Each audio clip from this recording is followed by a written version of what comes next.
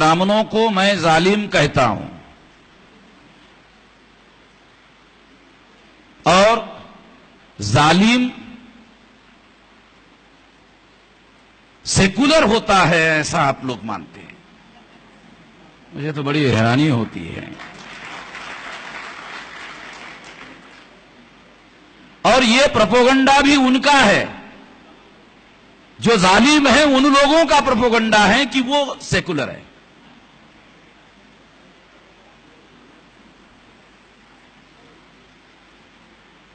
तो आप लोगों को उन्होंने कहा वो सेकुलर है।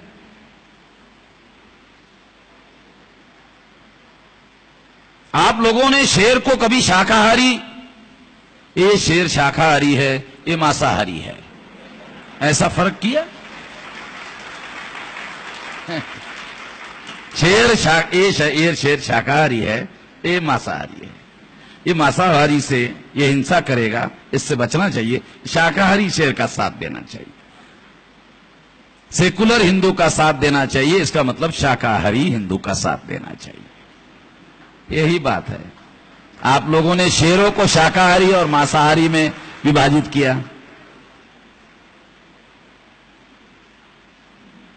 यह संकट इस वजह से पैदा हुआ। दूसरी बात मैं ऑब्जर्वेशन बताना चाहता हूं, इस पर आप मंथन करें। मैं विचार करने के लिए बोल रहा हूं, मैं आपके विरोध करने के लिए नहीं बोल रहा हूं। मैं आपको समझाने के बोल रहा हूं कि हमारे अंदर क्या कमियां हैं, क्या खामियां हैं।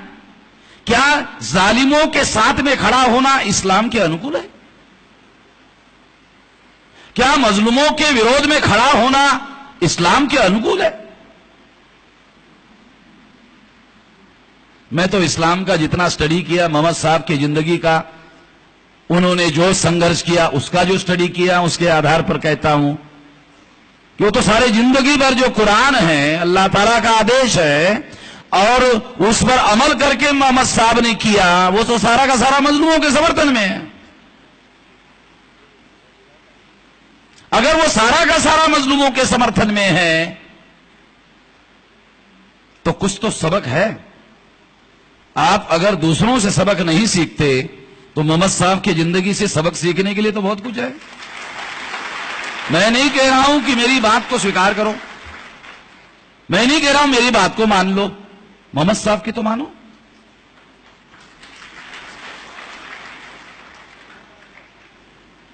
मैं बहुत अहम बात आप लोगों को बता रहा हूं, जिस पर आज तक हमारे आचरण में कमी आ रही, खामी आ रही, कमजोरी आ रही।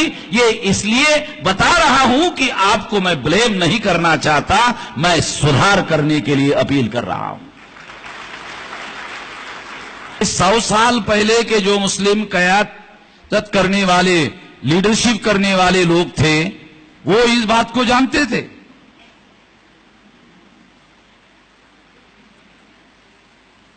दुनिया वाले कहते हैं कि ज्ञान हर साल बढ़ता है, मुसलमानों का ज्ञान क्यों नहीं बढ़ा, मुझे समझ में नहीं आता। मैं ये मुसलमानों को दोष देने के लिए नहीं कह रहा हूं, मैं यहां मुसलमानों को दोष देने के लिए बातें नहीं उठा रहा हूं। मैं आप लोगों को इस पर मंथन करने के लिए अपील करना चाहता हूं, इस पर विचार करने के लिए अपील करना चाहता हूं कि जैसे जैसे उम्र बढ़ती है, जैसे जैसे साल बढ़ते हैं, वैसे वैसे जानकारी, ज्ञान और महारत बढ़ती जाती है। मगर मुसलमानों में ये नहीं बढ़ी, वो मुझे उसका कोई कारण अभी तक पता नहीं चला। और जो सरसरी तौर पर पता चला वो ये है कि आजादी के बाद में मुसलमानों ने जालिमों के साथ में राब्ता कायम किया। दुख के साथ कह रहा हूं, मुझे खुशी नहीं है ये बात कहने की। और जालिमों के संगत की वजह से मुसलमानों का सोच बदला और जालिमों के अनुकूल हुआ। ये जालिमों के अनुकूल मुसलमानों का रवैया बनना मुसलमानों के आज के तारीख में जो संकट है उसकी वजह है।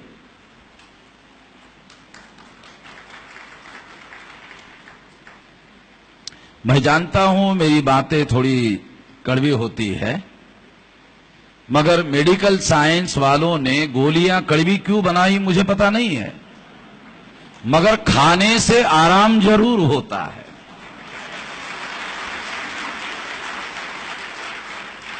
ये सारे दुनिया वाले कहते हैं, ये दुनिया वाले मानते हैं। और इसलिए मैं ये मानता हूं कि मुसलमानों को सेकुलर स्लोगन की जरूरत नहीं है।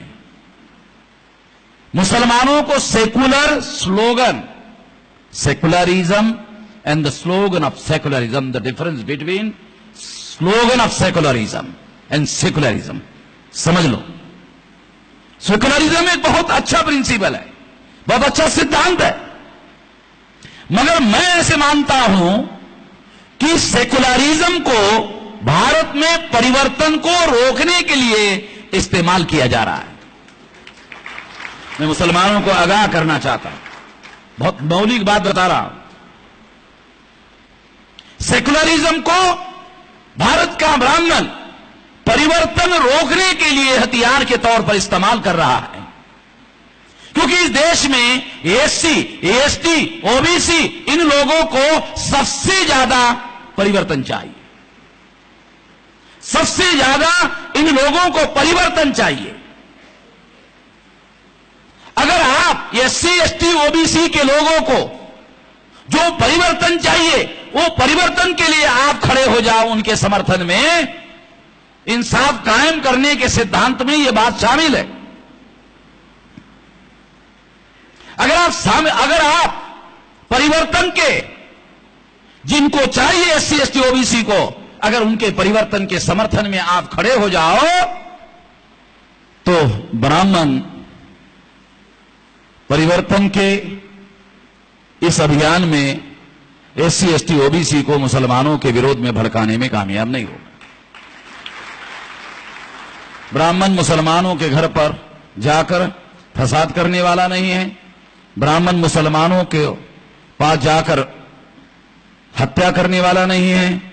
जितने अभी लोग हैं ये हत्या करने वाले मुसलमानों के, ये आमतौर पर पहले नंबर पर बैकवर्ड क्लासेस के लोग हैं, चाहे शेड्यूल कास्ट के हो, शेड्यूल ट्राइब के हो, बैकवर्ड क्लास के हो, मगर ये तमाम बैकवर्ड क्लास के लोग हैं।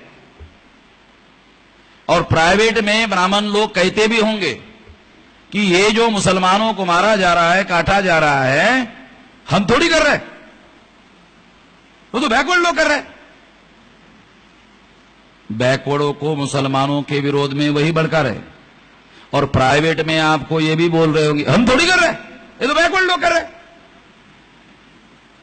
और बहुत सारे मुसलमान मुझे कहते भी है, आप कहते हो मेसराम जी कि मुसलमानों को और इन बैकवर्डों को इकट्ठा किया जाए, मगर आप ही के लोग तो हमारे घर पर हल्ला करते हैं।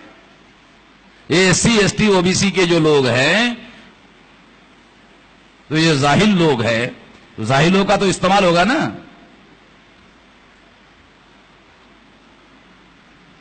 तो ये जो बात मैं आप लोगों को बता रहा हूं कि यदि उन लोगों के लिए परिवर्तन का आगाज आप कर दोगे तो वो लोग परिवर्तन का आपका मुद्दा जो है स्वीकार करेंगे, और परिवर्तन में सेकुलरिज्म इंक्लूड है।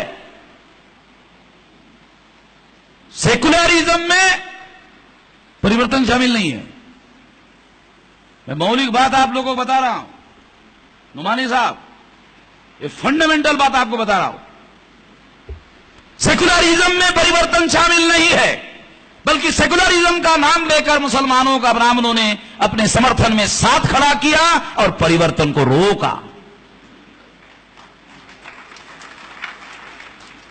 मुसलमानों का सारा इतिहास परिवर्तन का इतिहास है। तमाम मोहम्मद साहब के जीवन से आज तक सारी दुनिया में ये परिवर्तन का इतिहास अभी भी बंद नहीं पड़ा हुआ, ये चालू ही है। ये सारी दुनिया में अभी भी ये आंदोलन चालू ही है परिवर्तन का।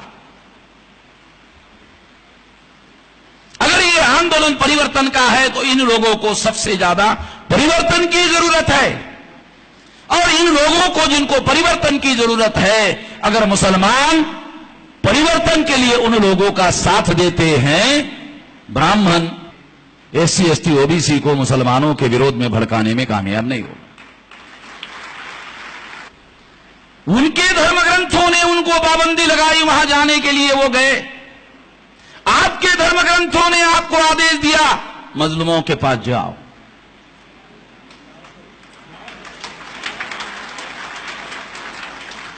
अल्लाह ताला ने आपको कहा जाओ, आप नहीं गए।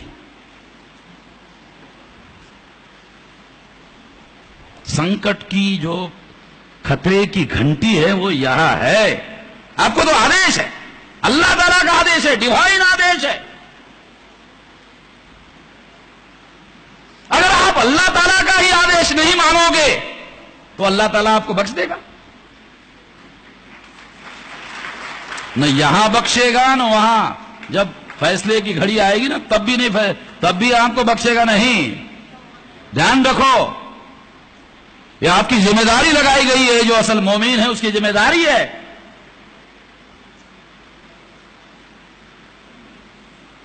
इस वजह से संकट खड़ा हुआ है।